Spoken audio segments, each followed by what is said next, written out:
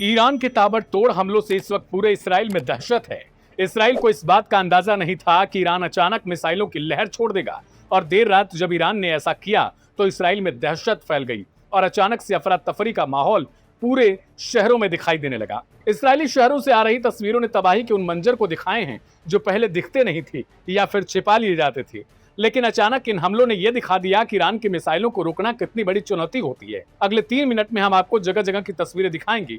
सवाल है, क्या इसराइल का अजेय होने का घमंड टूट चुका है? क्या बार बार अंतर्राष्ट्रीय नियमों को पैर तले रौंदने वाले बेंजामिन नेतन्याहू को अब अपनी जिद का अंजाम भुगतना पड़ेगा? और सबसे बड़ा सवाल, क्या मिडिल ईस्ट में अब ताकत का नया संतुलन तय हो चुका है? पिछले 12 घंटों में इसराइल के आसमान में जो कुछ भी दिखा उसने पूरी दुनिया को सन्न कर दिया है। लेबनान की राजधानी बेरूत पर बिना चेतावनी के बम बरसाने वाले इसराइल को ईरान ने वो घाव दिया जिसकी उम्मीद शायद मोसाद को भी नहीं थी। ऑपरेशन नस्र के तहत दागी गई मिसाइलों ने इसराइल के डिफेंस सिस्टम की धज्जियां उड़ा दी। यह हमला कोई जल्दबाजी में उठाया गया कदम नहीं था, बल्कि ईरान की सोची समझी सैन्य रणनीति का एक हिस्सा था। इस्लामिक रिवोल्यूशनरी गार्ड कॉर्प्स यानी IRGC ने इसराइल के उन सबसे सुरक्षित ठिकानों को चुना जहां से इसराइली फाइटर जेट्स पूरे मिडिल ईस्ट पर कहर ढाते हैं। नेवातीम और तेल नोफ एयरबेस पर ईरान के मिसाइलें कहर बनकर टूटी। इसराइली सेंसरशिप नुकसान की खबरों को दबाने में जुटी है, लेकिन यरूशलेम, वेस्ट बैंक, रमल्लाह के आसमान में घुसती ईरान की यह दहाड़ साफ कर चुकी है कि आसमान पर नियंत्रण अब सिर्फ इसराइल का नहीं। इस अप्रत्याशित चोट के बाद इसराइल ने जवाबी कार्रवाई के नाम पर दक्षिण पश्चिमी ईरान के मार्शल शहर पेट्रोकेमिकल प्लांट पर हवाई हमले किए हैं। लेकिन क्या इस छिटपुट हमले से इसराइल अपनी साख बचा पाएगा? बिल्कुल नहीं। ईरान ने अपनी संप्रभुता की रक्षा के लिए साफ चेतावनी जारी कर दी थी। IRGC का कहना है कि यह कोई एक दिन का हमला नहीं बल्कि पूरे एक हफ्ते तक चलने वाले निरंतर प्रहारों की शुरुआत हो चुकी है।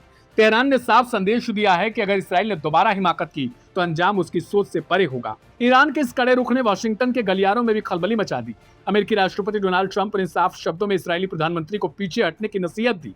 ट्रंप का साफ कहना है कि वे जंग टालना चाहते हैं, लेकिन नेतन्याहू की मनमानी खेल बिगाड़ रही है। उधर यमन के हूती विद्रोहियों ने भी लाल सागर में इसराइली जहाजों पर पूर्ण प्रतिबंध लगाकर बाब अल मंदेब को रोक दिया है। साथ ही ईरान के इस अभियान को और मजबूती दे दी। ईरान ने साबित कर दिया कि वह अपने सहयोगियों के लिए किसी भी हद तक जा सकता है। अब देखना यह दिलचस्प हो जाता है कि क्या इसराइल इस चेतावनी को समझता है या खुद को पूरी तरीके से तबाह करने की जिद पर अड़ा रहता है, जो कि ईरानी समर्थकों का कहना है कि इसराइल बार बार लेबनान में ईरान के कहने के बावजूद सीज फायर को तोड़ता रहा और अंततः ईरान को मजबूरी में यह कदम उठाना पड़ा। लेकिन क्या ईरान की तरफ से किया गया यह हमला अब एक और तबाही की कहानी लिख रहा है, जो खाड़ी में इस वक्त देखा जा रहा है? ईरान ने इसराइल ही नहीं बल्कि कुवैत से लेकर सऊदी अरब में अमेरिकी एयरबेस को निशाना बनाया है।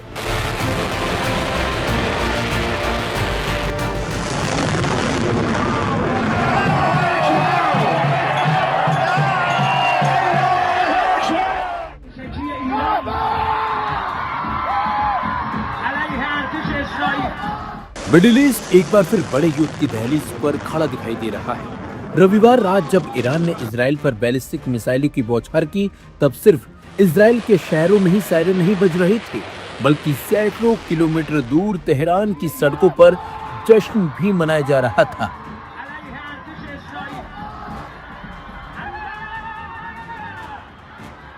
एक तरफ इजराइल में लोग बंकरों की तरफ भाग रहे थे, तो दूसरी तरफ ईरान में हजारों लोग सड़कों पर उतरकर अपने देश के समर्थन में नारे लगा रहे थे। इन तस्वीरों ने पूरी दुनिया का ध्यान अपनी तरफ खींच लिया है। सोशल मीडिया और स्थानीय मीडिया में सामने आए वीडियो में देखा जा सकता है कि तेहरान की सड़कों पर बड़ी संख्या में लोग जमा हैं। उनके हाथों में ईरान के झंडे हैं, लोग नारे लगा रहे हैं और आसमान की तरफ देखकर खुशी जाहिर कर रहे हैं। कुछ वीडियो में इजराइल की दिशा में जाती मिसाइलों की लकीरें भी दिखाई दे रही हैं, यानी एक तरफ मिसाइलें अपने लक्ष्य की ओर बढ़ रही थी, तो दूसरी तरफ लोग उन्हें देखकर जश्न मना रहे थे। दरअसल 2 महीने पहले हुए युद्ध विराम के बाद ये पहला मौका है जब ईरान ने सीधे इजराइल पर मिसाइल हमला किया है। इजरायली मीडिया के मुताबिक रात करीब 10 बजे उत्तरी इजराइल की ओर कई बैलिस्टिक मिसाइलें दागी गई थी। इसके बाद इजराइल के कई इलाकों में सायरन बजने लगे और एयर डिफेंस सिस्टम को सक्रिय कर दिया गया था। इजरायली सेना का दावा है कि अधिकांश मिसाइलों को रास्ते में ही रोक लिया था, लेकिन सच कुछ और ही है।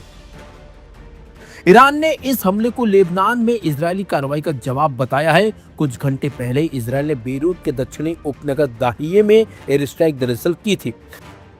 इजरायल का दावा था कि उसने वहां हिजबुल्लाह के कमांडर सेंटर को निशाना बनाया है, लेकिन ईरान ने इसे सिर्फ हिजबुल्लाह पर हमला नहीं बल्कि अपने प्रभाव क्षेत्र को चुनौती मानते हुए जवाबी कार्रवाई कर डाली। हालांकि इस पूरी घटना में सबसे ज्यादा चर्चा तेहरान की सड़कों पर दिखे जश्न की हो रही है। आमतौर पर जब किसी क्षेत्र में युद्ध का खतरा बढ़ता है तो लोग चिंतित और डरे हुए दिखाई देते हैं, लेकिन ईरान में तस्वीर कुछ अलग नजर आई। बड़ी संख्या में लोग सड़कों पर उतर आए और उन्होंने अपने देश के समर्थन में प्रदर्शन किया। विश्लेषक मानते हैं कि इन तस्वीरों के जरिए ईरानी जनता ने दुनिया को एक राजनीतिक और मनोवैज्ञानिक संदेश देने की कोशिश की है। संदेश ये है कि दबाव, प्रतिबंध और सैन्य धमकियों के बावजूद देश के अंदर एक बड़ा वर्ग सरकार और सेना के साथ खड़ा दिखाई देना चाहता है। इन प्रदर्शनों के जरिए ये दिखाने की कोशिश की गई कि ईरानी जनता डरने वाली बिल्कुल भी नहीं है और अगर देश पर किसी तरह का दबाव बनाया जाता है तो वह अपने नेतृत्व और अपनी सैन्य कार्रवाई के साथ खड़ी रहेगी। दूसरी तरफ इजरायल ने भी साफ कर दिया कि वह हमलों का जवाब देना नहीं छोड़ेगा। इजरायली सेना प्रमुख लेफ्टिनेंट जनरल एयाल ज़मी ने कहा कि सेना जवाबी कार्रवाई के लिए तैयार है और राजनीतिक मंजूरी का इंतजार कर रही है और वो मिल भी चुकी है और कई इलाकों में इजरायल ने हमलों का दावा भी कर डाला है। इसी बीच अमेरिकी राष्ट्रपति डोनाल्ड ट्रंप ने स्थिति को संभालने की कोशिश भी की थी। उन्होंने कहा था कि वह प्रधानमंत्री बेंजामिन नेतन्याहू से बात करेंगे और उन्हें जवाबी हमला करने की सलाह भी देंगे, लेकिन बेंजामिन नेतन्याहू ने ट्रंप की बातों को अनदेखा अनसुना कर दिया है और उन्होंने ईरान पर हमला भी कर दिया है।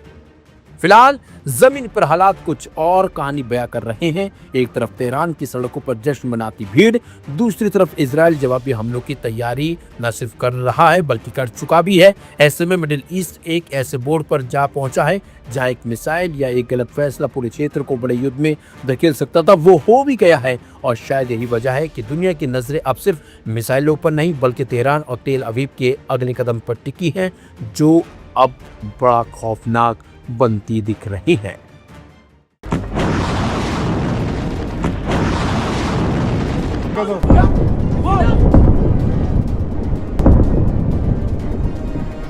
रात भर इजरायल के आसमान में धमाकों की आवाज गूंजती रही। मिसाइल और ड्रोन लगातार इजरायल की तरफ बढ़ते रहे, जबकि एयर डिफेंस सिस्टम उन्हें रोकने में जुटा रहा और नाकाम साबित हुआ। कई शहरों में सायरन बजते रहे और लाखों लोगों को बंकरों में शरण लेनी पड़ी। जिस बात का डर था आखिरकार वही होता नजर आ रहा है।